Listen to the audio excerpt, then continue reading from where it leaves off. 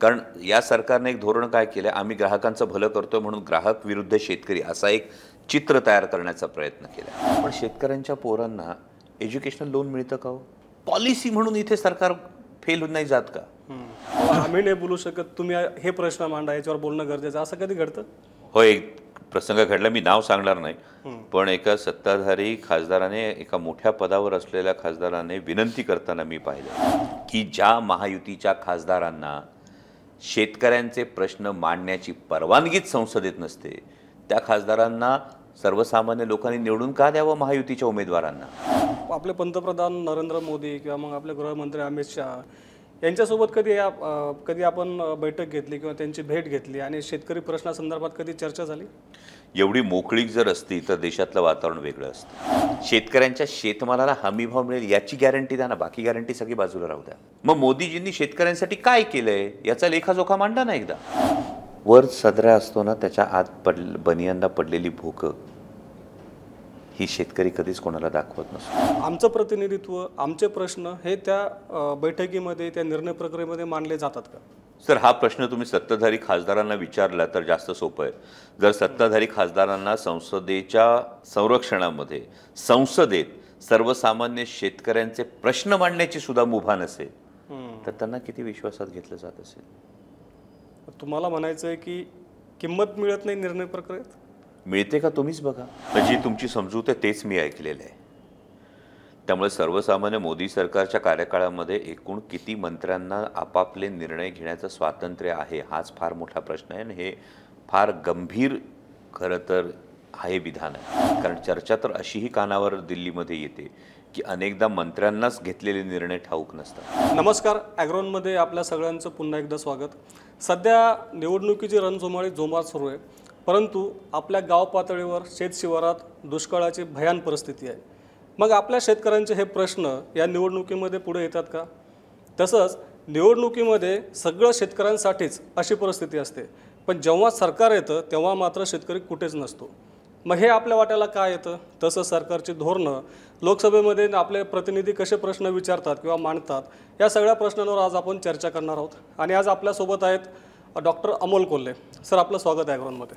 धन्यवाद. जय शिवराय. सर, पहिला प्रश्न हाच आहे की आता निवडणूक सुरू आहे, सगळं असं वाटतं की आम्हा शेतकरी सगळं केंद्रस्थानी आहे, शेतकऱ्यांसाठी सगळं काही होतं आहे, निवडणुका लढवल्या जातात, असं एक चित्र असतं. पण जेव्हा सरकार येतं तेव्हा मात्र आम्ही शेतकरी कुठेच नसतो. हे नेमकं का होतं? हे खरं तर दुर्दैव आहे आणि विशेषतः गेल्या 10 वर्षांमध्ये हा प्रकार जास्त वाढलेला आहे. म्हणजे सातत्यानं जर आपण बघत असू तर भारत हा कृषीप्रधान देश असताना मध्य प्रदेशची निवडणूक झाल्यानंतर देशाला पूर्णवेळ कृषी मंत्रीच नाही. बरोबर. इतकं शेतकऱ्यांच्या विषयी असंवेदनशील हे सरकार आहे, हे आपण सातत्यानं पाहतो. आयात निर्यात धोरणं जर बघितली तर कापसाच्या बाबतीत असेल, टोमॅटोच्या बाबतीत असेल, आता कांद्याच्या बाबतीत असेल, द्राक्षाच्या बाबतीत असेल, संत्र्याच्या बाबतीत असेल, एकीकडे आपण स्वतःला विश्वगुरू म्हणवायचं आणि साधा बांगलादेशसारखा छोटासा देश आपल्याला डोळे दाखवतो आणि नागपूरची संत्री ही रस्त्यावर विकायला येतात. द्राक्षाला जी त्यांनी एक्सपोर्ट ड्युटी, बांगलादेशने इम्पोर्ट ड्युटी लादली ती आपण बघतो. कांदा हा जर प्रश्न आपण बघितला तर कांद्याला आता सुरुवातीला 40% निर्यात कर लादला आणि त्यानंतर कांद्याची थेट निर्यात बंदी केली. माझ्या तरी कुठेही वाचनात नाही सर्वसामान्य खाणाऱ्या नागरिकांना कांद्याची निर्यात बंदी करा किंवा कांद्याचे भाव वाढलेत याविषयी कुठेही तक्रार केलेली नाही.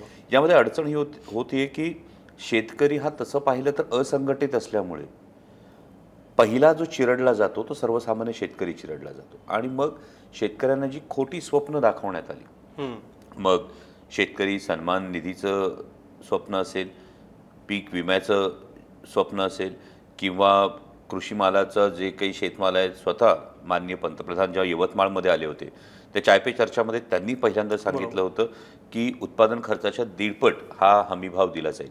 आज जर आपण उत्पादन खर्च बघितला तर खरोखर हमीभाव किती आहे, सोयाबीनचा किती उत्पादन खर्च आहे, त्याचा हमीभाव किती आहे, कापसाचा किती आहे, हे सगळं आपण बघतो. आणि शेतकरी कृषी सन्मान निधी, प्रधानमंत्री किसान सन्मान योजना जी आहे या संदर्भामध्ये मी सातत्यानं संसदेत आवाज उठवलेला आहे की दिवसाचे 17 रुपये, बरोबर, म्हणजे वर्षाचे 6,000 रुपये, म्हणजे दिवसाचे 17 रुपये फक्त आपण हा प्रधानमंत्री किसान सन्मान निधी देतो. पण साधा आमचा शेतकरी वर्षाला लाखभराची खतं घालतो. लाखभराची जर खतं घातली तर 18% GST जातो. म्हणजे 18,000 रुपये शेतकऱ्याच्या खिशातून आपण काढून घेतो सरकार आणि त्याच्या बदल्यात फक्त 6,000 देऊन सांगतं की आम्ही तुम्हाला एवढी मोठी मदत करतो. आणि माननीय गृहमंत्र्यांचं पार्लमेंटमधलं विधान आहे ज्याला मी ऑब्जेक्शन घेतलं होतं की सर्वसाधारणपणे 2 एकर शेतकरी जो आहे त्याला जो उत्पादन खर्च आहे तो 6,000 रुपये. कुठला शेतकरी मान्य करेल? बरोबर. आणि हे दुर्दैव आहे की शेतकऱ्यांच्या विषयी ही असंवेदनशीलता जी सातत्यानं दाखवली जाते. यामध्ये सत्ताधारी पक्षाचे 303 खासदार होते. बरोबर. आता महायुतीचे जे खासदार आहेत, या महायुतीच्या खासदारांनी आपण रेकॉर्ड काढून बघा, या महायुतीच्या खासदारांनी किती वेळा शेतकऱ्यांच्या व्यथा वेदना मांडल्या. पीक विम्यासारखी जी योजना आहे यामध्ये लाखो कोटींचं उखळ विमा कंपन्यांचं पांढरं झालंय. बरोबर. पण शेतकऱ्यांना याचे मोबदला मिळत नाहीये. 3 कृषी कायद्यांच्या वेळी तब्बल वर्षभरापेक्षा जास्त काळ अन्नदात्याला, सर्वसामान्य शेतकऱ्याला दिल्लीच्या सीमांवर आंदोलन करावं लागलं. 702 शेतकरी यांनी आपल्या प्राणांची आहुती दिली. 702 शेतकरी. ही इतकी असंवेदनशीलता या सरकारची. म्हणजे मोजक्या 22 उद्योगपतींचं 16 लाख कोटी रुपयांचं कर्ज माफ झालंय. मला 22 शेतकऱ्यांचं कर्ज माफ झालंय का सांगा ना. ही जी असंवेदनशीलता आहे, ही असंवेदनशीलता सगळी झाकून ठेवायची, कुठेतरी माध्यमं हातात ठेवायची आणि एक धादांत खोटा प्रचार हा समाज माध्यमं असतील किंवा या सगळ्या माध्यमातून, प्रसार माध्यमातून हा एक करत राहायचा, ही या सरकारची सातत्यानं नीती राहिलेली आहे. त्यामुळे भारतीय जनता पक्षाचं सरकार हे एक इम्प्रेशन जे दिलं जातं हे सातत्यानं द्यायचा प्रयत्न केला की आम्ही खाणाऱ्यांच्या बाजूने आहोत हे लपून ठेवायचं, पण पिकवणाऱ्यांचं मात्र कंबरडं मोडायचं. ही परिस्थिती दुर्दैवानं आहे, पण हे अर्धसत्य आहे. कारण साधं उदाहरण आहे, खाणाऱ्यांच्या बाजूने जर हे सरकार असतं तर आज सनफ्लॉवर ऑइलची किंमत किती आहे? ती किंमत 60 रुपयावरून 110 रुपयावर होते. पण 4,500 रुपयाला जे सोयाबीन जात होतं ते आता 4,000 रुपयालाच आहे ना.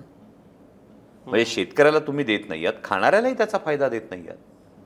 मग मधल्यामध्ये हे जे काही लाटलं जातंय ही वस्तुस्थिती आहे. आणि त्यामुळे जोपर्यंत लोकप्रतिनिधी किंवा सर्वसामान्य शेतकरी सुद्धा या सगळ्या प्रश्नांकडे बारकाईने लक्ष देत नाही तोपर्यंत ही अडचण ही कायम राहणार आहे. फक्त निवडणुकीच्या काळात आम्ही शेतकऱ्यांसाठी एवढं केलं म्हणतो. बरं, याचे डायरेक्ट बेनिफिट्स असतात, म्हणजे डायरेक्ट लॉसेस आहेत, तसे अनेक इनडायरेक्ट लॉसेस आहेत ना. म्हणजे तुम्ही दुधाचा एक फार महत्त्वाचा मुद्दा आहे शेतकऱ्यांच्या बाबतीमध्ये. आज जर आपण बघत असू गेले वर्षभर 10 ते 12 रुपयांनी दुधाचे दर पडलेले. सर्वसामान्य शेतकरी कुटुंबात दैनंदिन खर्च भागवण्यासाठीचा सगळ्यात महत्त्वाचा स्रोत जो काय असेल तो आपला दुग्ध व्यवसायाचा जोडधंदा आहे. 10 ते 12 रुपये, आपण 10 रुपये पकडू फक्त.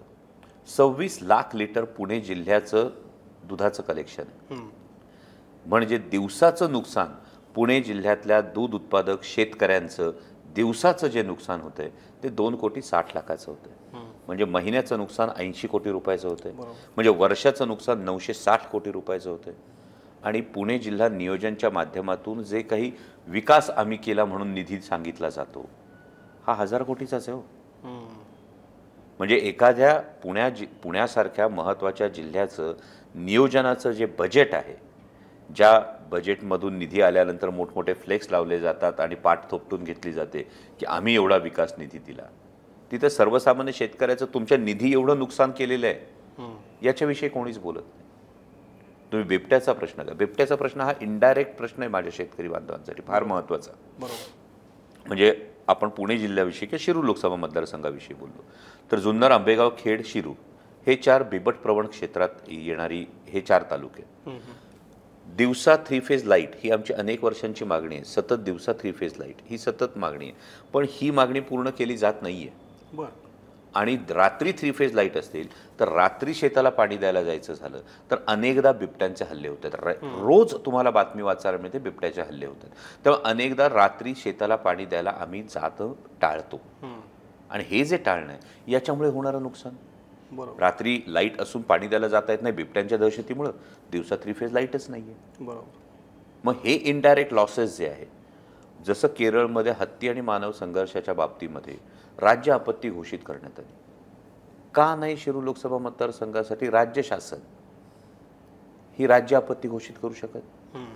मग हे जे इनडायरेक्ट लॉसेस आहेत या इनडायरेक्ट लॉसेसचा कोणी विचारच करत नाही. बरोबर. म्हणजे शिरूरमध्ये तसं बिबट्याचं आहे, तसं महाराष्ट्रभर आपल्याला अनेक वन्य प्राण्यांचं दिसतं. त्याच्यामध्ये निलगाई असतील, हरणं असतील, मोर असतील, याच्यापासून शेतकऱ्यांचं कितीतरी नुकसान होतं. दुबार पेरण्यासुद्धा करावं लागत असतात. सर, आता आपण सरकारच्या धोरणांविषयी मुद्दा मांडला, तर ठीक आहे, समजा एरवी वेळेला आपण मान्य करू की सरकार काहीतरी करतंय, परंतु ऐन निवडणुकीमध्ये सुद्धा आपण बघतो की कांद्याची निर्यात बंदी कायम केलेली आहे. सोयाबीनचा भाव हा गेल्या 3 वर्षातील सगळ्यात कमी शेतकऱ्यांना मिळतो. उत्पादन खर्च तर सोडा की उत्पादन खर्च मिळतो की नाही, पण काढणीचा खर्च सुद्धा शेतीमालाला मिळत नाही. ही परिस्थिती आज शेतकऱ्यांची आहे. मग आता निवडणुकीमध्ये जसं असे प्रचार केला जातो की ग्राहकांसाठी सरकार सजग राहतं आणि हे सगळं ग्राहकांसाठी करतंय, पण निवडणुकीमध्ये शेतकऱ्यांना सरकार किंमत देत नाही का? म्हणजे सरकार शेतकऱ्यांच्या विरोधातली धोरणं कायम ठेवतं. मग नेमकं सरकारच्या समोर किंवा मग सरकार शेतकऱ्यांना नेमकं कुठल्या पारड्यामध्ये मोजतं? सर, गेली काही दिवस निवडणूक ही परसेप्शनकडे जास्त जात चाललेली आहे. त्यामुळे हजारो कोटी रुपये हे जाहिरातबाजीवर उधळले बरोबर. की लोकांचे डोळे झाकले जातात आणि पुन्हा जे हजारो कोटी निवडणुकीवर खर्च करू शकतात यांच्या बाजूनी एक परसेप्शन तयार होऊ शकतं, असं कदाचित सरकारचं म्हणणं आहे. कारण सरकारला जर शेतकऱ्यांची काही पडली असती तर सरकारनं नक्की विचार केला असता की कांद्याच्या निर्यात बंदी जर लादून आपण कांदा उत्पादक शेतकऱ्याच्या ताटात जी माती घालवतो, तर सरकारने याचा विचार करणं गरजेचं होतं. पण सरकार आपला विचार करत नाही. त्यामुळं मतदानातून सर्वसामान्य शेतकऱ्यांनी आता जागरूक राहून सरकारला हे दाखवून देणं गरजेचं आहे की सर्वसामान्य शेतकऱ्याला आम्हाला गृहीत धरू नका. तुमच्या खोट्या जाहिरातबाजीला आणि मोठमोठ्या पानपानभर जाहिरातींना आणि सोशल मीडियावर प्रचंड पैसा ओतून केलेल्या प्रचाराला आम्ही बळी पडणार नाही. पण शेतकरी आहे निवडणुकीमध्ये. शेतकरी 100% यावी. जर तुम्ही महाराष्ट्रातल्या आणि देशभरातल्या शेतकऱ्यांचा जर आक्रोश बघितला तर सर्वसामान्य शेतकऱ्यांना यावेळी निर्णय बनवलेला आहे की ज्या सरकारनं गेली 10 वर्ष सातत्यानं आमच्या तोंडाला पानं पुसण्याचं काम केलं आहे, केंद्र सरकारचं नेमकं काम काय होतं? तुम्ही आयात निर्यात धोरणं तरी व्यवस्थित करायची होती. 3 जे काळे कृषी कायदे आणले हे सर्वसामान्य लहान शेतकऱ्याच्या मुळावर उठणारे होते. बरं, हे लहान पोरगं सुद्धा सांगू शकत होतं, पण सरकारला जागायला 1 वर्ष लागली. आयात निर्याताच्या बाबतीमध्ये साधी उदाहरणं आहेत. टोमॅटोला 4 दिवस फक्त बातम्या देऊ शकलात आपण सर की टोमॅटो उत्पादक शेतकरी झाला लखपती. 17,500 टन टोमॅटो नेपाळवरून कुणी आयात केला? केंद्र सरकारनेच आयात केला का? 4 दिवस पैसे मिळाले असते शेतकऱ्यांना, काय बिघडलं असतं? कुठं एवढा आक्रोश झाला होता? कांद्याचंही तसंच आहे आता. त्याच पद्धतीनं कापसाचं बघा. कापसाला जेव्हा भाव मिळाले तेव्हा ऑस्ट्रेलियातून कापूस कोणी आयात केला? आज तुम्ही विदर्भात गेलात तर अजूनही 7-7, 8-8 महिने होऊन गेले कापूस शेतकऱ्यांच्या घरात पडू नये, गठड्याच्या गठड्यावर पडलेले आहेत. हा कापूस आयात केला. कांद्याच्या बाबतीमध्ये मी पार्लमेंटमध्ये सुद्धा सातत्यानं हा मुद्दा मांडला आहे की पाकिस्तान उत्पादक शेतकऱ्यांचं तुम्ही भलं केलं. तुम्ही 2019ला मारे सांगून आला होतात की आम्ही पाकिस्तानचा कंबरडं मोडू. जो कांदा आहे हा इंडियन सबकॉन्टिनेंटमध्ये जो कांदा पिकतो, या कांद्याला गल्फ कंट्रीजमध्ये, युरोपमध्ये मोठी मागणी आहे. आणि जेव्हा कांद्याला मागणी होती त्यावेळी तुम्ही कांद्याची निर्यात बंदी केली सरकारने. आणि जेव्हा सरकारने कांद्याची निर्यात बंदी केली, आम्हाला 2 डिसेंबरला 40 ते 45 रुपये किलोला भाव मिळत होता. बरोबर. आज तो भाव साधारणतः 10 रुपयावर आलेला आहे. तो 10 रुपये म्हणजे तुम्ही 30 रुपये किलो मागं आमचं नुकसान केलं आहे. म्हणजे जर सर्वसाधारणपणे बघितलं तर एकरात 12 टन कांदा येतो. म्हणजे 12×36 3,60,000 रुपयाचं तुम्ही आमचं एका सीझनचं नुकसान केलं. 2 एकराचा जर लहान शेतकरी आपण बघितलं तर 7,20,000 रुपयांचं सरकारनं कांदा उत्पादक शेतकऱ्यांचं नुकसान केलंय. आणि 7,20,000चं नुकसान करून जाहिरातींमधून तुम्ही जेव्हा सांगता की आम्ही तुमचं भलं करण्यासाठी 6,000 रुपये तुम्हाला देतोय, हे शेतकऱ्यांच्या जखमांवर मीठ सोडणं नाही आहे. मग ही जी आयात निर्यात धोरणं आहेत, या आयात निर्यात धोरणांमध्येच अडचण आहे ना. का ठामपणे सरकार सांगू शकत नाही? जी परिस्थिती सोयाबीनची, मागे मी सोयाबीनविषयी हा आवाज उठवला होता. बरोबर. की सोयाबीनच्या बाबतीमध्ये सरकारनं जो निर्णय घेतला होता, जो तुघलकी निर्णय घेतला होता, ठराविक काही पोल्ट्री व्यावसायिकांच्या भल्यासाठी हा निर्णय घेतला होता. यामध्ये सोयाबीन उत्पादक शेतकऱ्यांचं तुम्ही कंबरडं मोडलं. मग शेतकऱ्यांनी कमवायचं कुठं? आणि फक्त ग्राहक, म्हणजे आपण जे म्हणालात की ग्राहकांचं भलं, ग्राहकांचंही भलं होत नाहीये. म्हणजे शेतकऱ्याचे हे एवढं कंबरडं मोडलं जात असताना कीटकनाशकांच्या किमती किती वाढल्यात, खतांच्या किमती किती वाढल्यात, या किमती वाढत आहेत. आणि दुसरीकडं साधं मी मगाशी जसं दुधाचं उदाहरण दिलं ते पुन्हा एकदा देतो. 22 ते 25 रुपयाला आम्हाला दूध घालावं लागतं. ग्राहकाला दूध किती रुपयाला मिळते? ती किंमत नाही कमी झालेली. ग्राहकाला दूध 55, 60, 58 रुपयालाच मिळते ना. पण आमच्या शेतकऱ्याचं दूध मात्र तुम्ही जर 22 आणि 25 रुपयांनी घेत असाल, मधले 30 रुपये जातात कुठे हे या जाहिरातीकडे येतात. ही अडचण आमची झालेली आहे. कारण या सरकारने एक धोरण काय केलं, आम्ही ग्राहकांचं भलं करतोय म्हणून ग्राहक विरुद्ध शेतकरी असा एक चित्र तयार करण्याचा प्रयत्न केला आहे. त्यामुळे ज्या शहरी काय म्हणतो आपण त्याला नवश्रीमंत वर्गाला या महागाईची फारशी झळ पोचत नाही, त्यांचे डोळे फक्त या जाहिरातींनी आणि देश जगात किती मोठा होतोय हे करणं, हे पाहायचं, हे करत राहायचं.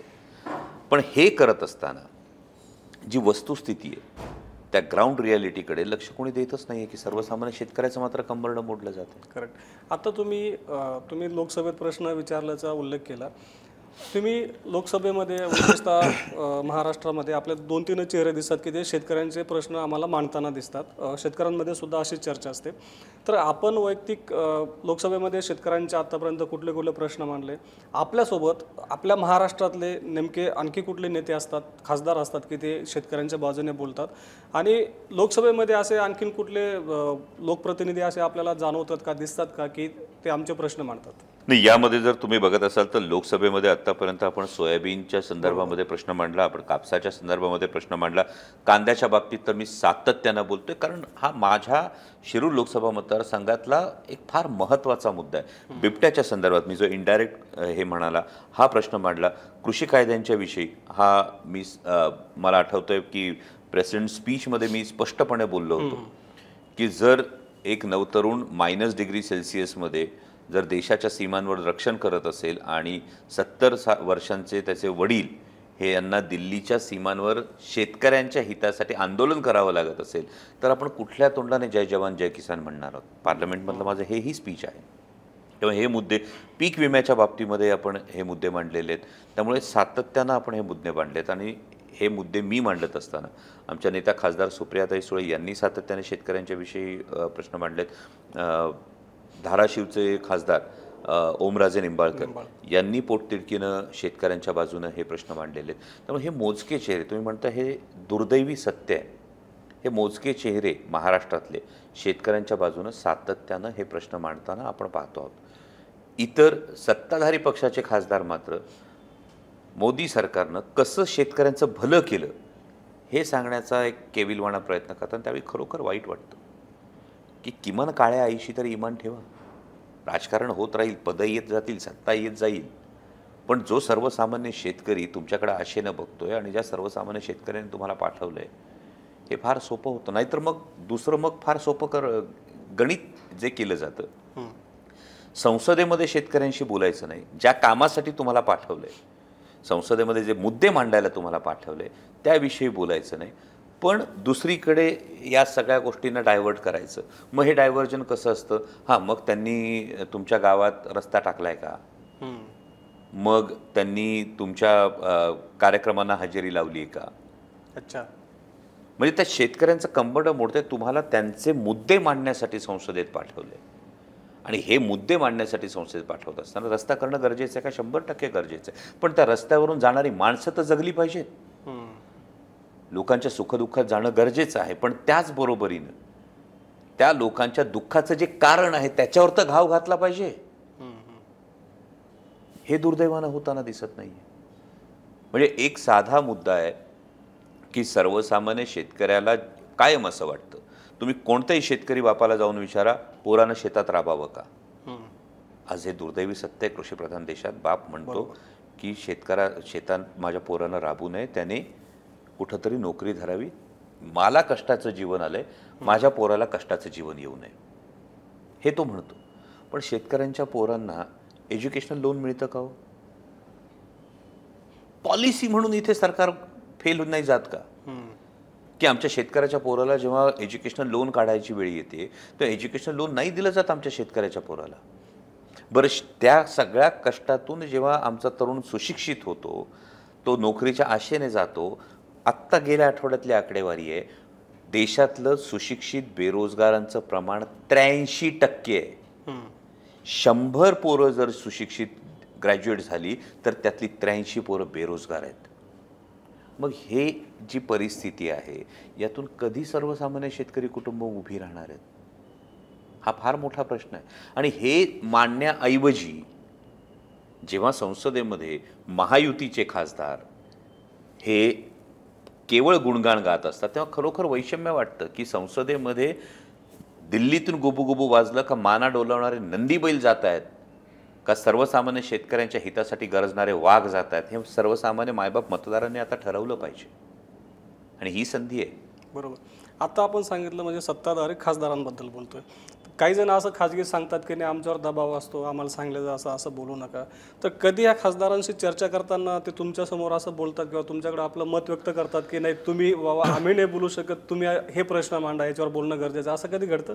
हो, एक प्रसंग घडला, मी नाव सांगणार नाही, पण एका सत्ताधारी खासदाराने एका मोठ्या पदावर असलेल्या खासदाराने विनंती करताना मी पाहिले बरं. की कांद्याची निर्यात बंदी ही दुर्दैवी आहे, पण आम्हाला बोलायला संधी नाही, आम्हाला बोलायला परवानगी नाही, त्यामुळे प्लीज हा मुद्दा लावून धरा. ही अगतिकता आहे. मग हा मुद्दा येतो की ज्या महायुतीच्या खासदारांना शेतकऱ्यांचे प्रश्न मांडण्याची परवानगीच संसदेत नसते त्या खासदारांना सर्वसामान्य लोकांनी निवडून का द्यावं महायुतीच्या उमेदवारांना? म्हणजे इथे येऊन तुम्ही प्रचार करणार, मोठमोठ्या गप्पा मारणार, आणि जेव्हा तुम्ही निवडून जाणार आहात, निवडून गेल्यानंतर जर महायुतीच्या खासदारांना शेतकऱ्यांचे प्रश्न मांडण्याची मुभाच नसेल तर निवडून का देणार? हा सर्वसामान्य शेतकऱ्यांना प्रश्न नाही पडणार. आणि हे मी खूप जबाबदारीनं विधानं करतोय. माझी विनंती आहे की आपण पार्लमेंटमधला गेल्या 5 वर्षांचा धांडोळा घ्या. हा धांडोळा घेतल्यानंतर आपल्याला दिसेल की महायुती म्हणजे भारतीय जनता पक्ष आणि त्यांच्या मित्र पक्षांच्या खासदारांना किती वेळा ही मोकळीक मिळाली आहे, सरकारच्या धोरणांवर टीका करण्याची किती वेळा मोकळीक मिळाली आहे. हे जर धांडोळा घेतला तर हा सूर्य हा जयद्रथ आहे. आणि मायबाप मतदारांनी हे ठरवायचं आहे की प्रचाराच्या दरम्यान मोठमोठ्या गप्पा मारून जर महायुतीचा उमेदवार खासदार झाला तर आपले प्रश्नच मांडण्याची त्याला मुभा नाही आहे, तर मग त्यांना मतं का द्यायची? बरं, खासदारांना नाही मांडतायत. कधी आपले पंतप्रधान नरेंद्र मोदी किंवा मग आपले गृहमंत्री अमित शहा किंवा मग आपले वाणिज्य मंत्री असेल किंवा मग आपले केंद्रीय ग्राहक व्यवहार मंत्री आहेत पियुष गोयल यांच्यासोबत कधी आपण बैठक घेतली किंवा त्यांची भेट घेतली आणि शेतकरी प्रश्नासंदर्भात कधी चर्चा झाली? एवढी मोकळीक जर असती तर देशातलं वातावरण वेगळं असतं. वाणिज्य मंत्र्यांना अनेकदा भेटतो, अनेकदा त्यांना ही व्यथा वेदना सांगतो. जेव्हा कृषी मंत्री होते तेव्हाही त्यांना कांद्याच्या संदर्भातली जी व्यथा वेदना होती ती सांगून झालेली आहे. यामध्ये पोकळ आश्वासनांच्या पलीकडे हातात काहीच मिळत नाही. बरं. हे दुर्दैव आहे. कधी पंतप्रधानांशी झाली चर्चा यावर? माननीय पंतप्रधानांची चर्चा दूर, पण मी अनेकदा प्रधानमंत्रीजी सदन में आओ हीच घोषणा ऐकलेली आहे. त्यामुळे मी कायम हेच म्हणतो की माननीय पंतप्रधान मन की बात जशी करतात तशी त्यांनी कधीतरी जन की बात सुद्धा ऐकावी. पंतप्रधान भाषणांमधून जेव्हा म्हणतात की गॅरंटी, की ही त्यांची गॅरंटी, तर सर्वसामान्यांचं म्हणणं एवढंच आहे, शेतकऱ्यांच्या शेतमालाला हमीभाव मिळेल याची गॅरंटी द्या ना, बाकी गॅरंटी सगळी बाजूला राहू द्या. म्हणजे आमच्या शेतकऱ्याच्या शेतमालाला हमीभाव द्या. म्हणजे खतांचं अनुदान जे आहे 50,000 कोटींनी सबसिडी कमी केलेली आहे. डॉक्युमेंट आहे पब्लिक डोमेनमध्ये. बरोबर. आत्ता सुद्धा युरियाची जी वानवा सुरू आहे, युरियाचा स्टॉक उपलब्ध नाही का? युरियाचा स्टॉक उपलब्ध आहे. पण माननीय पंतप्रधानांना म्हणजे भारतीय जनता पक्षाला प्रचाराची जी एक प्रचंड मोठी यंत्रणा राबवायची होती त्यासाठी अगदी खतांच्या गोण्यांवर सुद्धा पंतप्रधानांचे जे फोटो छापले, आता आदर्श आचारसंहितेमध्ये हे फोटो वापरता येत नाहीत. मग आता ते फोटो काढण्याचा खर्च कोणी करायचा? बरोबर. किंवा त्या नवीन गोण्या कोणी द्यायच्या? याच्यासाठी युरिया मिळत नाहीये शेतकऱ्यांना. आता याच्या इतकं दुर्दैव काय असेल दुसरं? म्हणजे युरियाचा स्टॉक उपलब्ध आहे, शेतकऱ्यांना युरिया पाहिजे, पण पंतप्रधानांचा फोटो हटवायचा आहे म्हणून त्यांना युरिया मिळत नाही. खतांचं जे अनुदान कमी केलं, मी कांद्याच्या बाबतीत मागेही पब्लिक डोमेनमध्ये या गोष्टी आल्या होत्या किंवा व्हॉट्सअपवर पण हे व्हायरल झालं होतं की DAPची जी गोण 500-550 रुपयाला होती ती आज 1650 रुपयाला झालेली आहे. जो लागवडीचा कांद्याचा खर्च होता 5,000 रुपयाचा, तो 11,000 रुपयावर गेलेला आहे. तेव्हा पेट्रोल 60 रुपयाने टाकत होतो, आता 110 रुपयाने टाकतोय.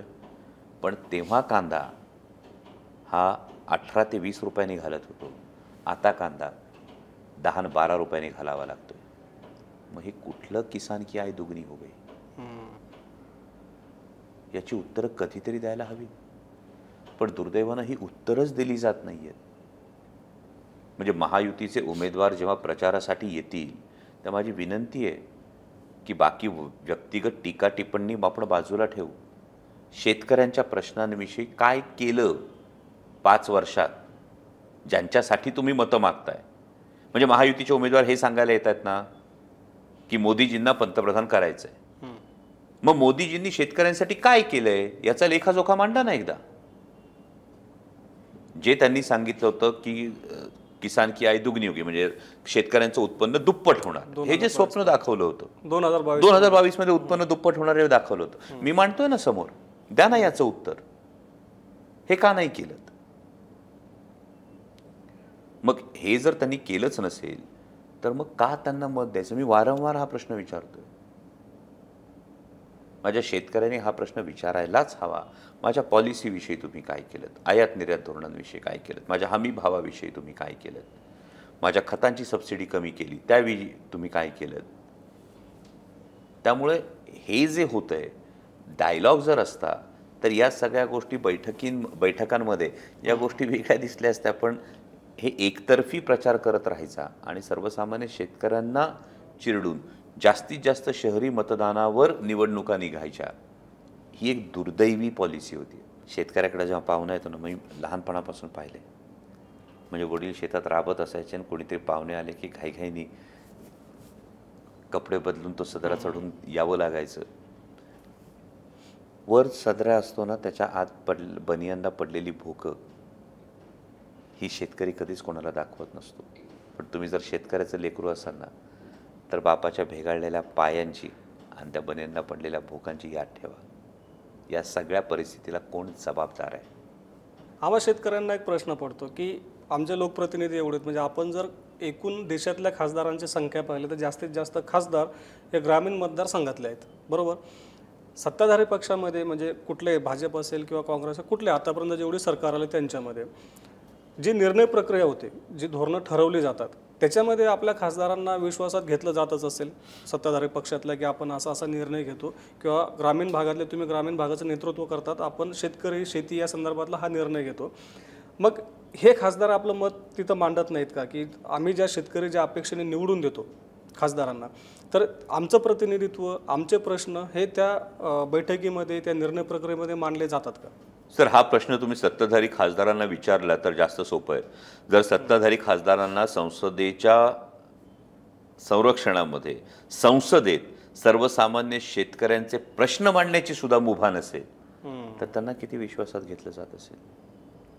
तुम्हाला म्हणायचं आहे की किंमत मिळत नाही निर्णय प्रक्रियेत? मिळते का तुम्हीच बघा. म्हणजे मागचं एक उदाहरण सांगतो की महिला आरक्षणाच्या संदर्भातला एक पोस्ट डेटेड चेक जो होता, म्हणजे महिला आरक्षणाचा एवढा गाजावाजा केला, त्यासाठी स्पेशल अधिवेशन बोलवलं, त्यासाठी सर्वसामान्य करदात्यांचा एवढा पैसा खर्च केला, त्या संदर्भात एक बैठक झाली. त्यानंतर एका मंत्र्यांनी हा निर्णय घाईघाईने ट्विट केला या संदर्भातला. त्या मंत्र्यांना सुद्धा ट्विटरवरून निर्णय हटवावा लागला. जर केंद्र सरकारच्या एखाद्या मंत्र्याला सुद्धा हे स्वातंत्र्य नसेल तर सर्वसामान्य खासदाराला किती स्वातंत्र्य असणार आहे? आणि जर हे स्वातंत्र्य असतं तर मी गेली 5 वर्ष संसदेत असताना मला सत्ताधारी पक्षातले खासदार शेतकऱ्यांच्या प्रश्नांवर सरकारवर टीका करताना दिसले असते. हे आपल्यालाही दिसले असतील तर माझ्या निदर्शनास आणून द्या, कदाचित माझं ज्ञान कमी पडेल. पण जर सत्ताधारी, माझा मुद्दा हा फार महत्त्वाचा आहे, आणि 303 खासदार गेल्या वेळी भारतीय जनता पक्षाचे जे निवडून आले, हे सगळे ग्रामीण भागातले किती होते की हे जास्तीत जास्त शहरी भागातले होते? ग्रामीण भागातले पण जास्त होते. पण जास्त शहरी भागातले जर असतील तर ग्रामीण भागातले जे खासदार आहेत हेही त्यामध्ये होते. पण त्यांना स्वातंत्र्य होतं का हा प्रश्न मी म्हणतो हे समोर आहे. की जर हे स्वातंत्र्य असतं किंवा निर्णय प्रक्रियेत सहभागी करून घेतलं असतं तर 3 काळे कृषी कायदे आलेच नसते. प्रत्येक सरकारमध्ये असं होतं. मला वाटतं की आदरणीय शरदचंद्रजी पवार साहेब ज्या कृषी मंत्री होते, तुम्ही आजही सर्वसामान्य माणसं, मला पवार साहेबांनंतर 2014 ते 2024 मला कृषी मंत्र्यांची नावं सांगा आपण. मी मायबाप जनतेला विचारेन, छातीवर हात ठेवून सांगा मला कृषी मंत्री कोण होते. म्हणजे 2014 साली पवार साहेब सत्तेतून गेले, आज 2024 आहे. 10 वर्षांनंतर सर्वसामान्य माणसाला विचारलं ना देशाचे कृषी मंत्री कोण, तो म्हणतो पवार साहेब. मग 71,000 कोटींची कर्जमाफी असेल, फळबाग योजना असेल, हमीभाव चौपट जो झाला ना तो पवार साहेबांच्या काळात झाला होता. पण त्यानंतर 10 वर्षामध्ये साधं कृषी मूल्य आयोग जो आहे, या कृषी मूल्य आयोगाची स्थापना नाही आहे, सांगा ना. त्याची बॉडी कधी फॉर्म झाली आणि त्याच्यावरच्या नियुक्त्या कधी झाल्या. मग कृषी मूल्य आयोगाने काय रिपोर्ट दिला आहे, का हे माझ्या सर्वसामान्य शेतकऱ्यासमोर येत नाहीत गोष्टी. की आता उत्पादन खर्च हा एवढा वाढलेला आहे, त्यामुळे आपल्याला MSPत ही एवढी वाढ करावी लागेल. म्हणजे बजेटमध्ये जेव्हा आम्ही ऐकतो तेव्हा आम्ही MSPमध्ये ही वाढ केली, 50% नफा देऊन आम्ही 50% नफा देऊन केली. पण वस्तुस्थिती काय आहे. म्हणजे जे भारतीय जनता पक्षाचे नेते सोयाबीनला 6,000 रुपये भाव मिळाला पाहिजे म्हणून मोर्चे काढत होते 2014ला, तर 2014ला 6,000 रुपये भाव पाहिजे होता की नाही त्यांना. म्हणजे 2024ला किती भाव असला पाहिजे. महागाईनुसार त्यात वाढ व्हायला पाहिजे. सोयाबीनला 10 वर्षामध्ये एकदाच फक्त भाव मिळाला उच्चांकी, त्यानंतर सोयाबीनला भाव मिळालाय का. त्याची कारणं पण वेगळी होती. कोरोना, पुरवठा विस्कळीत झाला, पुरवठा विस्कळीत झाला, हे ऍक्सेप्टेड आहे. बरोबर. पण त्याबरोबर सगळ्यात महत्त्वाचं निर्यात धोरण चुकीचं आहे, हे फार महत्त्वाचं कारण आहे. त्यामध्ये कांद्याच्याही बाबतीत तीच परिस्थिती आहे. मी आता उदाहरण देऊन तुम्हाला सांगितलं. बरोबर. त्यामुळे 2014 ते 2024 या 10 वर्षांच्या काळामध्ये शेतकऱ्यांकडं एकूण धोरणांच्या बाबतीत अक्षम्य हेळसांड झालेली आहे. आता लोकसभेमध्ये प्रश्न विचारण्याचं, आता आपण सांगितलं की कोणते नेते तुम्ही मांडता, आणखी कोण कोण मांडतं, तर लोकसभेमध्ये नेमके प्रश्न विचारण्याची प्रक्रिया काय असते, की नेमकं आपलं वर्गात बसलं की नाही सर मला विचारायचं, असं काय असतं का वेगळी काही प्रक्रिया असते. नाही, लोकसभेमध्ये अनेक प्रकार आहेत. त्यामध्ये स्टार क्वेश्चन असतात, अनस्टार क्वेश्चन असतात, जे प्रश्न तुम्हाला आधी टाकायचे असतात. अच्छा. त्यानंतर 373ची तुम्हाला नोटीस एक देता येते. त्यानंतर विशेष आपत्कालीन याच्यावर चर्चासत्र असतात आणि 0 प्रहरामध्ये विचारण्याचे प्रश्न असतात. ही एवढी आयुध आहेत. या सगळ्या आयुधांमध्ये त्यानंतर प्रायव्हेट मेंबर बिल असतं. पण प्रायव्हेट मेंबर बिलची जर वस्तुस्थिती आपण बघितली तर 70च्या दशकामध्ये एक प्रायव्हेट मेंबर बिलचा कायदा झाला होता. त्यानंतर एवढ्या वर्षात तो कायदा झालेला नाही. बरं. त्यामुळे महत्त्वाचे जे मुद्दे आहेत लक्ष वेधून घेण्याच्या दृष्टीनं त्या पद्धतीने 0 प्रहर असेल, स्टार क्वेश्चन असेल, अनस्टार क्वेश्चन असेल, हे जी प्रमुख आयुध असतात. 196 मध्ये एखादी गोष्टीवर जेव्हा संसदीय कामकाज समिती ठरवते की या विषयावर आपल्याला चर्चा करायची, तर त्या विषयावर विरोधी पक्ष मागणी करतो, ती चर्चा करतो. ही अशी वेगवेगळी आयुध ही संसदेमध्ये वापरली जातात आणि त्यातून हे प्रश्न विचारले जातात. आम्हाला सोप्या भाषेत, म्हणजे तुम्ही जे सांगता ते थोडं आम्हाला शेतकऱ्याला समजायला किचकट आहे. आमच्या कांद्याचा प्रश्न विचारताना तुम्ही कुठली प्रक्रिया पार पाडली होती. आपल्या कांद्याचा प्रश्न हे करत असताना जिथे जिथे संधी मिळेल तिथे तिथे मी हे बोललेलो. म्हणजे संसदेमध्ये तुम्ही जेव्हा बोलला तर आधी परमिशन घ्यावी लागली होती. संसदेमध्ये कांद्यावर बोलायला मी कधीच परवानगी मागितली नाही. अगदी माझं निलंबन झालं. म्हणजे मी कांदे दाखवले होते, मी आणि सुप्रियाताईंनी संसदेमध्ये शेवटी, की तुम्ही याच्यावर आम्हाला चर्चा करू द्या, जेव्हा आमचं निलंबन झालं होतं. त्यामध्ये अगदी जिथे जिथे शक्य आहे माननीय राष्ट्रपती महोदयांच्या अभिभाषणाच्या धन्यवाद प्रस्तावामध्ये सुद्धा मी सातत्यानं आपल्या मतदारसंघाचे जे प्रश्न आहे, कांद्याचा जो प्रश्न आहे, हा सातत्यानं मांडलाय. मी सातत्यानं त्यावर भांडलोय. कारण ही वेदना आहे, कांदा उत्पादक शेतकऱ्याची वेदना आहे. त्याच्या ताटात माती कालवली जाते आणि कोणीच काही बोलत नाही. म्हणजे आता शिरूर लोकसभा मतदारसंघामध्ये माननीय उपमुख्यमंत्री 3-3 वेळा येऊन गेले. का नाही हो तुम्ही कांद्याविषयी बोललात. महाराष्ट्राचे 200 आमदार, 2 उपमुख्यमंत्री, 1 मुख्यमंत्री, तुम्ही किती वेळा बातम्या वाचता की तिकीट वाटपासाठी दिल्लीला गेले, अमुक याच्यासाठी दिल्लीला गेले, मग याच्यामध्ये पालकमंत्री पदावरून तिढा आहे म्हणून दिल्लीला गेले, मग उमेदवारी जागा वाटप यासाठी दिल्लीला गेले. कांदा उत्पादक शेतकऱ्यांसाठी का नाही दिल्लीला गेले हो कधी मुख्यमंत्री उपमुख्यमंत्री? का नाही जाऊन सांगितलं? का आम्ही नागरिक नाही आहोत? बिबट प्रजनन नियंत्रणाचा जो प्रस्ताव आहे, हा प्रस्ताव मी केंद्रीय पर्यावरण विभागाकडे मागणी केली. ही मागणी केल्यानंतर त्यांनी महाराष्ट्र सरकारला या संदर्भातला प्रस्ताव सादर करायला सांगितला. जुन्नर वन विभागानं हा प्रस्ताव सादर केला. हा प्रस्तावसुद्धा महाराष्ट्र सरकारनं केंद्र सरकारकडे पाठवला नाही. मग आमचा जीव नाही, आमची लेकरं बिबट्याच्या दहशतीमध्ये राहतात. परवा 7 वर्षाच्या पोरावर हल्ला झाला, त्या दिवशी मी भेट द्यायला गेलो होतो, 4 वर्षाच्या लेकरावर बिबट्याने हल्ला केला होता. मग या गोष्टी सरकारला सत्तेच्या पलीकडे जाऊन शेतकऱ्यांचं भलं दिसतच नाहीये का, की मानसिकता नाहीये? हा फार महत्त्वाचा प्रश्न शेतकऱ्यांच्या मनात आहे. आणि म्हणून माझं ठाम हा विश्वास आहे की या सगळ्या वेदनेला देणारा शेतकरी या लोकसभा निवडणुकीच्या मतदानामध्ये वाट करून देणार. आता आणखीन एक प्रश्न आमच्या मनातला, की आपले खासदार लोकप्रतिनिधी लोकसभेमध्ये किंवा संसदेत प्रश्न विचारतात आणि संबंधित खात्याचे मंत्री त्याला उत्तरं देत असतात. तर ही जी उत्तरं दिलेली असतात किंवा जी काही आकडेवारी दिलेली असते, कुठली म्हणजे इम्पोर्ट एक्सपोर्ट असेल किंवा शेतकऱ्यांना कधी काय मिळालं, विशेषतः पीक विम्याचे नुकसान भरपाई, सगळ्या गोष्टी, तर हे आकडेवारी खरंच म्हणजे दिलेलं उत्तर हे कधी कधी दिशाभूल करतं का नाही? हे उत्तर एक्झॅक्ट रेकॉर्डवर येतं, त्यामुळे सगळी खरी माहिती असते. उत्तर रेकॉर्डवर येतं हे खरं आहे, पण दिलेलं उत्तर हे गोल गोल फिरवून दिलं जातं. हा माझं तर पहिलीच टर्म होती, हा पहिल्या टर्ममधला माझा अनुभव आहे. म्हणजे कसं थोडक्यात? म्हणजे समजा जेव्हा मी विचारलं होतं की सोयाबीनच्या संदर्भामध्ये जेव्हा प्रश्न विचारला होता, MSPs काय काय आहेत, तर फक्त MSP काय डिसाईड झाल्यात एवढंच उत्तर येतं. पण त्यामध्ये जो मूळ प्रश्न आहे की आज उत्पादन खर्च वाढलेला आहे आणि उत्पादन खर्च वाढलेला असताना या MSPs आपण काय बदल याच्यामध्ये करतो आहोत, तर उत्तर येताना असं येत नाही की हा उत्पादन खर्च आहे आणि त्यामुळे ही MSP आहे. उत्तर येताना फक्त एवढंच येतं की नाही, त्याच्या संदर्भामध्ये ही संपूर्ण देशाची आकडेवारी घेऊन या ठरवलेल्या MSPs आहेत आणि सरकारने MSPत वाढ केली आहे. पण जे विचारलंय त्याचं उत्तर जे थेट विचारलेलं आहे की सोयाबीनचा उत्पादन खर्च एवढा आहे, त्याची MSP एवढी, याच्यामध्ये ही डिस्पॅरिटी का? हा प्रश्न तुम्ही विचारला होता आणि त्याचं उत्तर आलं फक्त ही MSP आहे, त्याची ही MSP आहे. कारण पीक विम्याचं पण असंच होतं. पीक विम्याच्या संदर्भात जेव्हा लोकसभेतून माहिती पुढे येते तेव्हा असं सांगितलं जातं की शेतकऱ्यांनी एवढा प्रीमियम दिला आणि पीक विमा कंपन्यांनी शेतकऱ्यांना एवढा प्रीमियम दिला, परंतु शेतकरीच प्रीमियम भरत नाही, तर राज्य सरकारचा हिस्सा असतो, केंद्र सरकारचा हिस्सा असतो. तर मग ह्या तिन्ही हिस्से मिळून नेमकं पीक विमा कंपन्यांना किती रक्कम गेली? मी मागे जेव्हा पार्लमेंटच्या फ्लोअरवर पीक विम्यांच्या संदर्भातलं डॉक्युमेंट प्रेझेंट केलं होतं, त्यावेळी मला वाटतं की 17 लाख कोटींचा फायदा हा पीक विमा कंपन्यांना झालेला होता. शेतकऱ्यांना नुकसान भरपाई दिल्यानंतर निव्वळ फायदा शेतकऱ्यांना नुकसान भरपाई न मिळाल्यामुळे.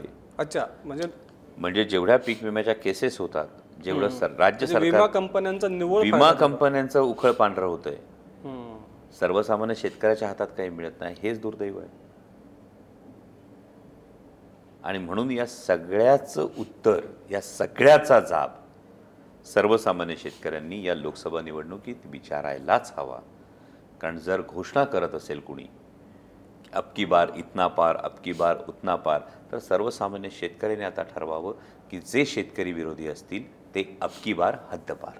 सर, अजून एक प्रश्न असा आहे की जेव्हा मंत्री नेमले जातात तर मंत्री त्या खात्याचा संपूर्ण एक कार्यभार सांभाळतात, निर्णय घेतात, विशेषतः आयात निर्यातीचे निर्णय असतील किंवा मग जे ग्राहक व्यवहार मंत्रालय आहे तर आपलं पियुष गोयल यांच्या अंडरमध्ये, तर सर्वसामान्य आमचा असा समज असतो की ते निर्णय घेत असतात. पण मागच्या काही वर्षांपासून असं दिसतं की बाबूशाहीच हा निर्णय घेते की काय, अशी शंका शेतकऱ्यांना पडलेली असते. तर याच्याबद्दल तुम्ही काय आमची समजूत योग्य आहे की नेमकं काय आहे सांगू शकता? जी तुमची समजूत आहे तेच मी ऐकलेलं आहे. त्यामुळे सर्वसामान्य मोदी सरकारच्या कार्यकाळामध्ये एकूण किती मंत्र्यांना आपापले निर्णय घेण्याचं स्वातंत्र्य आहे, हाच फार मोठा प्रश्न आहे. आणि हे फार गंभीर खरं तर हे विधान आहे की ज्या मंत्री महोदयांना आपल्या खात्याचा कारभार पूर्णपणे सांभाळण्याचं कितपत स्वातंत्र्य आहे. कारण चर्चा तर अशीही कानावर दिल्लीमध्ये येते की अनेकदा मंत्र्यांनाच घेतलेले निर्णय ठाऊक नसतात आणि त्यांना निर्णय कळवला जातो की त्यांनी फक्त खूप गोंधळ झाला होता. 100% हा झाला होता. म्हणजे मला सांगा, जेव्हा आपण आळ्या फाट्याला रास्ता रोको आंदोलन केलं होतं. नॅशनल हायवे अनेक वर्षांनंतर आम्ही रोखून धरला होता, जेव्हा 40% निर्यात बंदी लादली होती. महाविकास आघाडीनं हे संपूर्ण आंदोलन केलं होतं. सर्वसामान्य शेतकरी उत्स्फूर्तपणे सहभागी झाला होता. घाईघाईने माननीय उपमुख्यमंत्री देवेंद्रजी फडणवीस यांनी जपानवरून ट्विट केलं होतं की 2.5 लाख टन कांदा हा 24 रुपयाने खरेदी करणार. झाला का हो खरेदी? त्याला काय निकष लावले? त्याचा आकारच असा असला पाहिजे, त्याचा रंगच असा असला पाहिजे. मग ठीक आहे ना, हेच निकष आम्ही तुम्हाला मतदान करताना लावतो ना. तुम्ही आमच्या शेतमालाला जसे निकष लावता ना, तसे निकष आम्ही तुम्हाला लावतो. तुम्ही एकनिष्ठ आहात का? तुमच्यावर भ्रष्टाचाराचे आरोप आहेत का? तुम्ही पक्ष बदलले आहेत का? हे निकष आम्ही लावणार ना. मग काय चुकेल शेतकऱ्यांचं? मग हे जे तुम्ही घाईघाईने ट्विट केलं, मग त्यानंतर महाराष्ट्राचे कृषी मंत्री घाईघाईने जाऊन दिल्लीत भेटले, एक आमदार सुद्धा त्यांच्याबरोबर गेले. पुढं काय झालं याचं उत्तर द्या ना. निर्यात बंदी तर कायम आहे. किती टन कांदा त्यावेळी खरेदी केला? म्हणजे त्यावेळी जो आपण मागणी केली होती की आम्हाला किमान 35 रुपये भाव मिळाला पाहिजे. बरोबर. तुम्ही म्हणालात की आम्ही हा 24 रुपयांनी कांदा खरेदी करू. त्यानंतर डिसेंबरमध्ये साधारणतः 40-45 आला, निर्यात बंदी लागली. कोणाला विश्वासात घेतलं? मग त्यावेळी महाराष्ट्राच्या कृषी मंत्र्यांनी काय केलं? मग जे आमदार त्यावेळी घाईघाईनी जाऊन फोटो काढून आले, त्या आमदारांनी काय आवाज उठवला? बरं, कांदा पट्ट्यातल्या खासदारांचा हा विषय मांडला असेल. कांदा पट्ट्यातले जे आपले खासदार आहेत, कांदा उत्पादक जिल्ह्यातले, त्यांनी तरी हा प्रश्न मांडला असेल ना सरकारकडे किंवा पियुष गोयलांकडे, किंवा कांदा निर्यात बंदी करून. माझी आपल्याला विनंती की हे पब्लिक डोमेनमध्ये आहे, त्यामुळे आपण याची माहिती काढा. पार्लमेंटमध्ये आम्ही जे प्रश्न मांडतो, पार्लमेंटमध्ये आम्ही जे मुद्दे उचलतो, जी भाषणं करतो, ही सगळी लोकांसमोर आहे. मग कांदा पट्ट्यातल्या खासदारांनी हा काय मुद्दा मांडलाय? किती वेळा मुद्दा मांडलाय? विचारा. आता तुम्ही खरेदीचा पण एक महत्त्वाचा मुद्दा मांडला. कांदा खरेदी नाफेडची असेल, एनसीसी, विशेषतः सरकारची. तर शेतकऱ्यांचा असा आरोप आहे, आणि दिसतं पण तसंच, की ही जी खरेदी आहे ही असे सांगितलं जातं की खळ्यावर, म्हणजे शेतकऱ्यांच्या बांधावर करावी. पण पहिला आरोप केला जातो की ह्या ज्या काही संस्था आहेत नाफेडसाठी खरेदी करतात, तर त्या नेत्यांच्या स्वतःच्या असतील किंवा त्यांच्या कार्यकर्त्यांच्या असतील किंवा मग नातेवाईकांच्या असतील, आणि कमी भावानं कांदा खरेदी करतात आणि पुढं नाफेडला जास्त भावाने, म्हणजे नाफेड जो दर जाहीर करतं त्यांनी पुढे देतात आणि स्वतः पैसे कमवतात. आपला पण मतदारसंघातला बराचसा भाग कांदा उत्पादक आहे. तर हे चित्र खरंच आपल्याला परिस्थिती ग्राउंडवर दिसते. नाही, यामध्ये मी याविषयीचा माझ्याकडे थेट असा कुठला पुरावा नसल्यामुळे याविषयी मी थेट विधान करू शकत नाही. कारण नाफेडचं खरेदी केंद्र मुळात माझ्या पट्ट्यामध्ये यावं यासाठी मी प्रयत्न करतो आहे अजून. परंतु याविषयी थेट असा कुठलाही माझ्याकडे हातात जर पुरावा असता तर मी 100% तुम्हाला तो दाखवला असता. आता सर, आपण थोडंसं आपल्या मतदारसंघाकडे येऊयात. शिरूर मतदारसंघातले असे कुठले शेतीचे प्रश्न असे रखडून पडलेले आहेत की जे आता आपण पुढच्या टर्ममध्ये निवडून आलात किंवा आपण शेतकऱ्यांना आश्वासन देतात की हे प्रश्न मी तडीस लावेल? यामध्ये कांद्याचं बेसिकली जीवनावश्यक वस्तूंमधून कांदा हटवण्यासाठी आपण प्रयत्न करतो. ही अवघड गोष्ट आहे. परंतु कांद्याला एक, ज्याला आपण MSP मध्ये आणण्यासाठीचा जो प्रयत्न आहे, आणि कांद्याला एक बाजारभाव हा सुनिश्चित करण्याच्या दृष्टीनं आपण 100% प्रयत्न करणार आहोत. त्याबरोबरीनं आयात निर्यात धोरणं जी आहेत, ही आयात निर्यात धोरणं शेतकऱ्यांच्या हिताची असावीत. पीक विम्याच्या संदर्भामध्ये जे निकष आहेत, या निकषांमध्ये जी बदल व्हायला हवेत, हे बदल करण्यासाठी आपण प्रयत्न करणार आहोत. आणि तिसरा महत्त्वाचा मुद्दा आहे शेती प्रक्रिया उद्योग हे आमच्या भागामध्ये येण्यासाठी, म्हणजे टोमॅटोवरचा प्रक्रिया उद्योग असेल, कांद्यावरचा प्रक्रिया उद्योग असेल, हे येण्याच्या दृष्टीनं आपण 100% याविषयी प्रयत्न करतो. बरोबर. सर, आपण एक प्रकल्पाचे मध्यंतरी महत्त्वाकांक्षी प्रकल्प आपण हातात घेतला असं मध्यंतरी सांगितलं होतं, ते म्हणजे इंद्रायणी मेडिसिटी. तर नेमका हा प्रकल्प काय, आणि आपल्या ज्या काही पारंपरिक सरकारच्या आरोग्य सुविधा आहेत आणि आपला प्रकल्प आहे, याच्यामध्ये नेमकं सुविधा कुठल्या असणार आहेत, किंवा मग या दोन्हीमध्ये फरक काय नेमका? यामध्ये फार महत्त्वाचं, मी संसदेमध्ये या संदर्भामध्ये बोललो आहे की जसं खरं तर IAS IPS हे केडर असतं, त्या पद्धतीने IHS हे केडर असणं गरजेचं आहे. कारण अन्न, वस्त्र, निवारा या जशा मूलभूत गरजा आहेत ना, त्याचबरोबरीनं आरोग्य ही मूलभूत गरज आहे. आणि आरोग्याचा अधिकार हा देशवासियांना असला पाहिजे, याविषयी आता आपण पावलं उचलणं गरजेचं आहे. कारण 140 कोटी बरोबर आपली लोकसंख्या आहे, आणि या लोकसंख्येमध्ये सर्वसामान्य कुठल्याही कुटुंबाचं जे काही बजेट असतं, हे कोलमडण्याचं एक फार महत्त्वाचं कारण असतं, ते म्हणजे हेल्थ इमर्जन्सी. करेक्ट. म्हणजे हॉस्पिटलचा खर्च हा संपूर्ण कुटुंबाच्या एकूण सगळ्या आर्थिक परिस्थितीवर एक फार मोठा बोजा टाकणारा असतो. दुर्दैवानं जर आपण बघितलं तर जेमतेम 2.25 ते 2.5% देशाच्या बजेटचा खर्च हा आरोग्यावर केला जातो. आणि हेच आपण जेव्हा विकसित देशांमध्ये बघतो तेव्हा तो कुठे 20%, 40% इथपर्यंत हा आरोग्यावर खर्च केला जातो. आणि या पद्धतीनं इंद्रायणी मेडिसिटीमध्ये 26 सुपर स्पेशालिटी हॉस्पिटल्स, म्हणजे आज जर आपण बघितलं तर जसं ससूनसारखं हॉस्पिटल असेल किंवा पिंपरी चिंचवडचं यशवंतराव चव्हाण मेमोरियल हॉस्पिटलसारखं हॉस्पिटल असेल, प्रत्येक तालुक्यात का नाही येतो? आमच्याकडे मल्टी स्पेशालिटी हॉस्पिटल्स का नाही आहेत? सरकारी आरोग्य व्यवस्था ही अजूनही आम्ही आरोग्य व्यवस्थेचे 4 टप्पे असतात. एक preventive medicine, primary, secondary, tertiary, या 4 गोष्टी असतात. तर यामध्ये अजूनही आम्ही प्रिव्हेंटिव्ह आणि प्रायमरीमध्येच आहोत. आमच्याकडे PHC असते, आमच्याकडे सब डिस्ट्रिक्ट हॉस्पिटल हे फार वेळानं आम्हाला म्हणजे खूप मोजक्या ठिकाणी तुम्हाला SDH बघायला मिळतं. पण मग ही मल्टी स्पेशालिटी हॉस्पिटल आज काळाची गरज आहे. आज तुम्ही वाढलेल्या आजारांचं जर प्रमाण बघितलं, म्हणजे अगदी सोपं उदाहरण देतो, जुन्या काळी हार्ट अटॅक आला हे किती रेअरली ऐकायला मिळत होतं, किंवा एखाद्याला दुर्दैवानं कॅन्सर आहे ही गोष्ट किती दुर्दैव क्वचित कानी पडत होती. आज या गोष्टी खूप सहज तुमच्या कानी पडतात. मग या गोष्टी जेव्हा कानी पडतात तर ज्या अर्थानं हे आजारांचं प्रमाण एवढं वाढलंय तर तेव्हा आरोग्य सुविधा तेवढ्या असायला हव्यात. मग त्या आरोग्य सुविधांच्या दृष्टीनं इंद्रायणी मेडिसिटीमध्ये आपण 26 super speciality hospital, 26 super speciality hospital, पायाच्या नखापासून डोक्याच्या केसापर्यंत ही एका कॅम्पसमध्ये आणतो. बरं, हे आणत असताना आपण शहरी भागामध्ये टर्शियरी मेडिकल केअरची सुविधा आहे, आपण हे निमशहरी भागात करतो आहोत. निमशहरी भागात करत असताना तुमचा ॲक्सिडेंट असेल, स्नेक बाईट असेल, हार्ट अटॅक असेल, याच्यासाठी गोल्डन आवर फार महत्त्वाचा असतो. तो 1 तास पेशंटला पोहोचवण्याचा पहिला 1 तास हा फार महत्त्वाचा असतो. त्या दृष्टीनं सेग्रिगेट करून म्हणजे डिसेंट्रलाइज करून 200 बेडेड मल्टी स्पेशालिटी हॉस्पिटलची एक रिंग आणि त्यानंतर मध्ये इंद्रायणी मेडिसिटी, म्हणजे कुठेही पुणे जिल्ह्याच्या कानाकोपऱ्यामध्ये जर ही इमर्जन्सी झाली तर आधी त्याला त्या मल्टी स्पेशालिटी हॉस्पिटलमध्ये पेशंट स्टेबल होईल आणि त्यानंतर तो मेडिसिटीमध्ये आणला जाईल. हे आणलं जात असताना सर्वसामान्य रुग्णांवरचा आरोग्याचा खर्च कसा कमी करता येईल आणि कॅशलेस याच्या संदर्भातली हेल्थकेअर ही कशी तयार करता येईल या संदर्भातला हा संपूर्ण प्रोजेक्ट आहे. आणि मला खरंच अभिमान आहे की असा प्रोजेक्ट हा देशात आत्तापर्यंत कुठेही नाही, जो आपण पहिल्यांदा शिरूर लोकसभा मतदारसंघामध्ये आणतो आहोत. आणि याचं एक फार महत्त्वाचं कारण आहे, कारण कोरोनाच्या काळात आपण पाहिलं की जेव्हा पेशंट सिरियस व्हायचा तेव्हा तो मोठ्या हॉस्पिटलमध्ये हलवावा लागत होता आणि अनेक ठिकाणी हॉस्पिटलचे बेड्स फुल होते. मग याच्यामध्ये मेडिकल टर्ममध्ये जेव्हा आपण जातो की डॉक्टर पेशंट रेशो किती जर आपण बघितला तर बांगलादेशचा श्रीलंकेचा आपल्यापेक्षा जास्त आहे.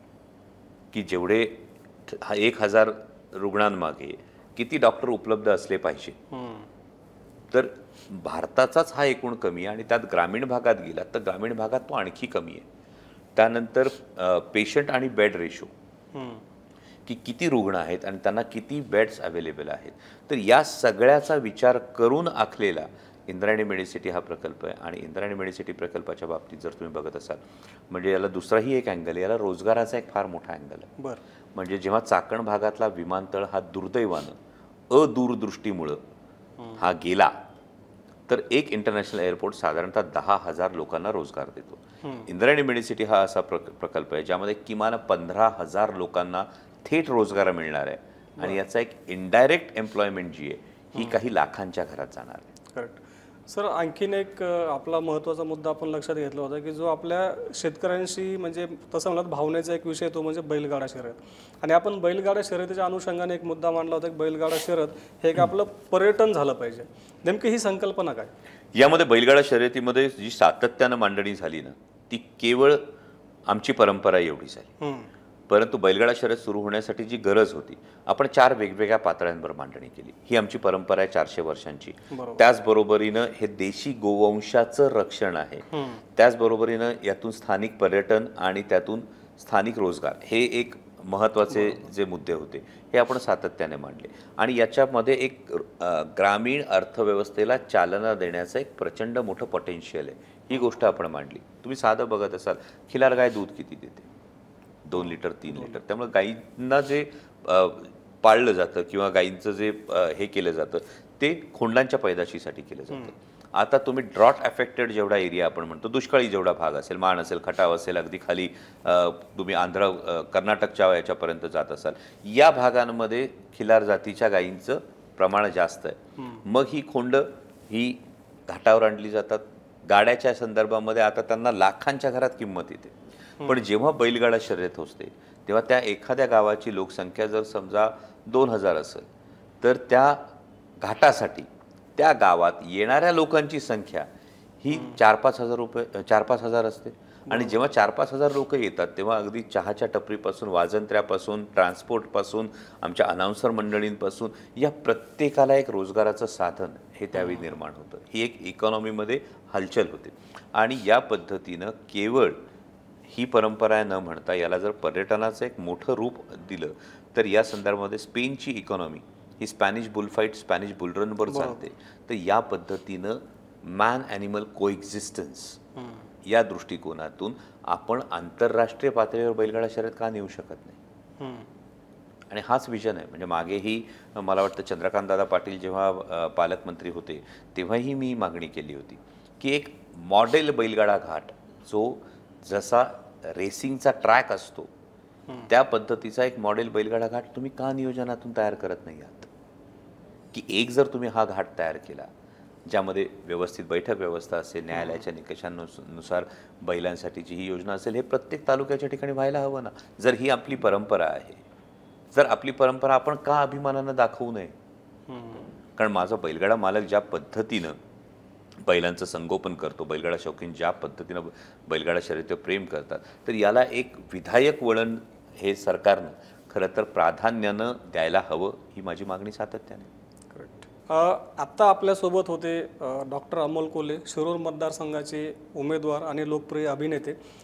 आता आपण आपल्या मनातली जेवढी प्रश्न होती त्या सगळ्या प्रश्नांची थेट आणि सोप्या भाषेमध्ये सरांनी उत्तरं दिली. त्याबद्दल मी सरांचे आभार व्यक्त करतो. धन्यवाद सर, आज तुम्ही आम्हाला वेळ दिला आणि आपल्या पुढच्या वाटचालीसाठी ॲग्रोनकडून आपल्याला हार्दिक शुभेच्छा. धन्यवाद. जय शिवराय. जय श्री.